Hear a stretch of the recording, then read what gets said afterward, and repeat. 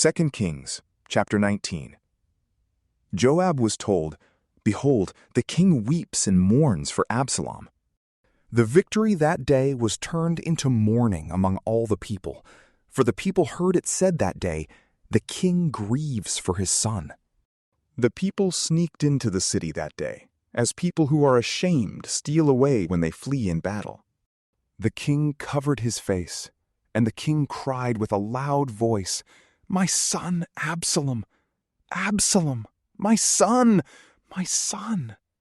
Joab came into the house to the king and said, "Today you have shamed the faces of all your servants, who today have saved your life, and the lives of your sons and of your daughters, and the lives of your wives, and the lives of your concubines, in that you love those who hate you and hate those who love you.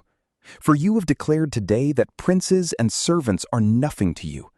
For today I perceive that if Absalom had lived and we had all died today, then it would have pleased you well. Now therefore arise, go out and speak to comfort your servants. For I swear by the Lord, if you don't go out, not a man will stay with you this night. That would be worse to you than all the evil that has happened to you from your youth until now." Then the king arose and sat in the gate. The people were all told, "Behold, the king is sitting in the gate." All the people came before the king. Now Israel had fled, every man to his tent. All the people were at strife throughout all the tribes of Israel, saying, "The king delivered us out of the hand of our enemies, and he saved us out of the hand of the Philistines, and now he is fled out of the land from Absalom. Absalom, whom we anointed over us, is dead in battle. Now therefore, why don't you speak a word of bringing the king back?" King David sent to Zadok and to Abiathar the priests, saying, "Speak to the elders of Judah, saying, Why are you the last to bring the king back to his house, since the speech of all Israel has come to the king to return him to his house? You are my brothers, you are my bone and my flesh. Why then are you the last to bring back the king? Say to Amasa, Aren't you my bone and my flesh? God do so to me, and more also, if you aren't captain of the army before me continually, instead of Joab." He bowed the heart of all the men of Judah, even as one man, so that they sent to the king, saying, "Return, you and all your servants." So the king returned and came to the Jordan. Judah came to Gilgal to go to meet the king, to bring the king over the Jordan. Shimei, the son of Gera, the Benjamite, who was of Bahurim, hurried and came down with the men of Judah to meet King David. There were 1,000 men of Benjamin with him, and Ziba, the servant of Saul's house, and his 15 sons and his 20 servants with him, and they went through the Jordan in the presence of the king. A ferry boat went to bring over the king's household, and to do what he thought good. Shimei, the son of Gera, fell down before the king when he had come over the Jordan. He said to the king, "Don't let my lord impute iniquity to me, or remember that which your servant did perversely the day that my lord the king went out of Jerusalem, that the king should take it to his heart. For your servant knows that I have sinned. Therefore, behold, I have come today as the first of all the house of Joseph, to go down to meet my lord the king." But Abishai, the son of Zeruiah, answered, "Shouldn't Shimei be put to death for this, because he cursed the Lord's anointed?"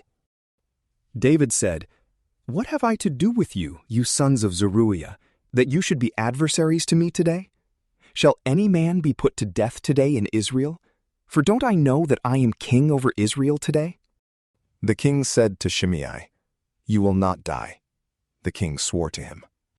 Mephibosheth, the son of Saul, came down to meet the king, and he had neither groomed his feet, nor trimmed his beard, nor washed his clothes, from the day the king departed until the day he came home in peace.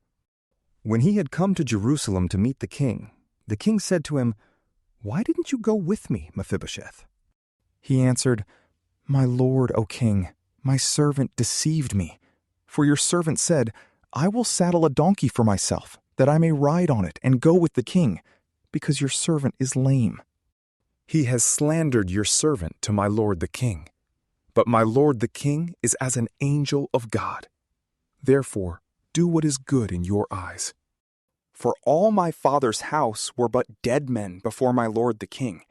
Yet you set your servant among those who ate at your own table.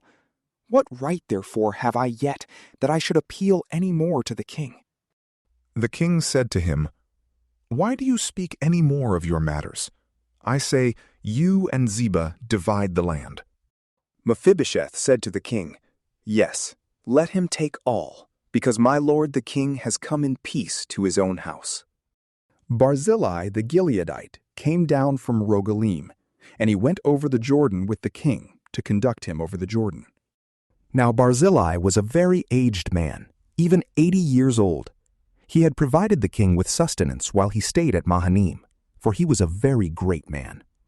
The king said to Barzillai, "Come over with me, and I will sustain you with me in Jerusalem." Barzillai said to the king, "How many are the days of the years of my life that I should go up with the king to Jerusalem?" I am 80 years old today. Can I discern between good and bad? Can your servant taste what I eat or what I drink? Can I hear the voice of singing men and singing women any more? Why then should your servant be a burden to my lord the king? Your servant will just go over the Jordan with the king. Why should the king repay me with such a reward? Please let your servant turn back again, that I may die in my own city, by the grave of my father and my mother. But behold, your servant Chimham. Let him go over with my lord the king, and do to him what shall seem good to you." The king answered, "Chimham shall go over with me, and I will do to him that which shall seem good to you.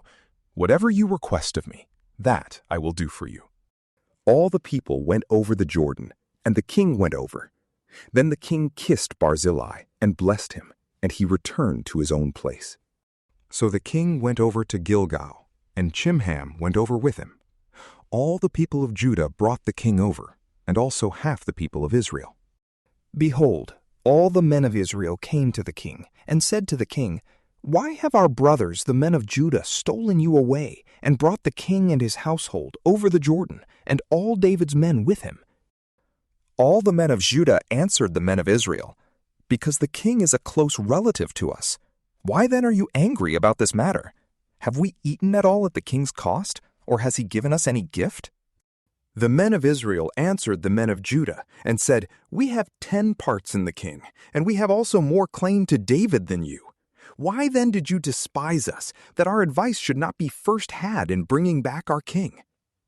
The words of the men of Judah were fiercer than the words of the men of Israel.